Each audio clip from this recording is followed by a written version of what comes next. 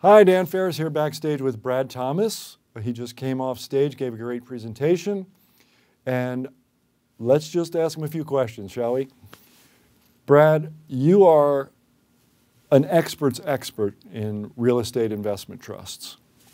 Is there like a set of bullet points or some key items that you can tell investors who are maybe investing in REITs for the first time?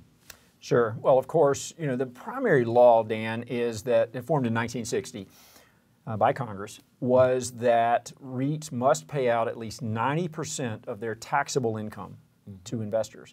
And keep in mind, when I say investors, I'm not talking about institutional investors. I'm talking about ordinary investors, average Joe and average Jane, who get access to institutionally owned commercial real estate. That's how the law was formed. Nice. And that primary attribute, again, is 90% of taxable income. Most REITs pay out 100% of their taxable income.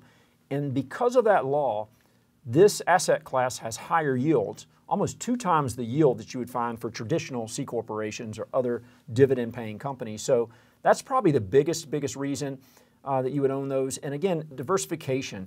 You can now own a variety of different types of REITs in all different types of sectors. We're here in Vegas, from the gaming industry to healthcare to cell towers, data centers, fast food, casual dining. It's almost an endless list of anything that is considered real estate. Farming is another great example. Fiber. Anything that could be considered real estate by the IRS can be securitized and owned by investors in that format. So I think diversification and certainly those high dividends, those are probably the primary attributes. So if you're paying out 90% of your taxable income, how do you grow? Well, that's a great question. So again, looking at the different property sectors, certain sectors have better pricing power. So if you think about it, you go to a hotel, it's a one-day contract. So they can increase rates every day. Self-storage, it's a couple months contract. Industrial, it's a 5-year contract. Net lease, it's a 10-year contract. So you look at the pricing power, and the companies that generate, the best rent growth are going to be able to grow faster. So one is just rent growth itself is one way to grow. Of course, the other way to grow is issuing new shares, having new investors invest into these REITs so that they can go out and acquire property.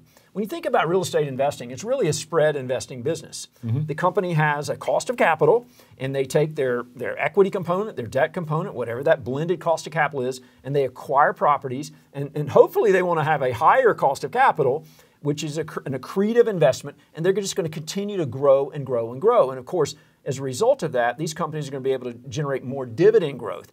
So again, it's not just the high dividend yield, it's the predictability of those dividend payments and the dividend growth of those companies.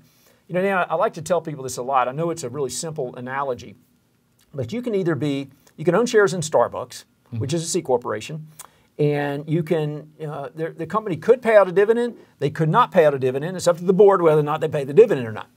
But if you're a Starbucks landlord, or say a REIT that owns Starbucks buildings, you're going to get that predictable income generated by the Starbucks Corporation, but you're going to get that predictability of that rent growth. So as an analyst, you can predict to a high degree that the rent growth over the next 5, 10, 15 years is going to be there.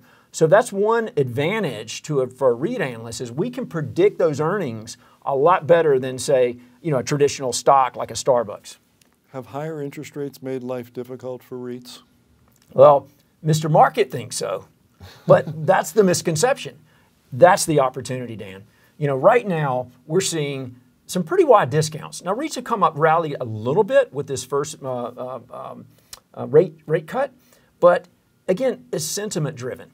When you look at fundamentals, and you're the master of fundamentals, Dan. Looking at fundamentals of this company, their cost of capital and what they're buying and the rent growth has still allowed them to continue to grow their earnings. And when the company grows earnings, they're going to grow returns. Eventually, Mr. Market will find out the earnings are continuing to grow, so the share price is going to grow. So again, we've seen that we're in this market where REITs have been beaten down just because of really a misconception. Now there are certainly, I'm not going to paint all the REITs by the same brush. There are certainly levered REITs that are more riskier because of leverage and because of their cost of capital. But for the companies that we've recommended, which are typically high quality, what I would refer to as blue chip companies, A-rated, triple B rated balance sheets, they're able to really continue to deliver that cost of capital advantage and continue to grow their earnings and their dividends. Great. I love the sound of all that. Growth, dividend growth, all of it, and high yields. It's this is the stuff that makes value investors kind of salivate. And it's funny because I'm not hearing about it from anybody but you. So, don't tell anybody because it's a great opportunity.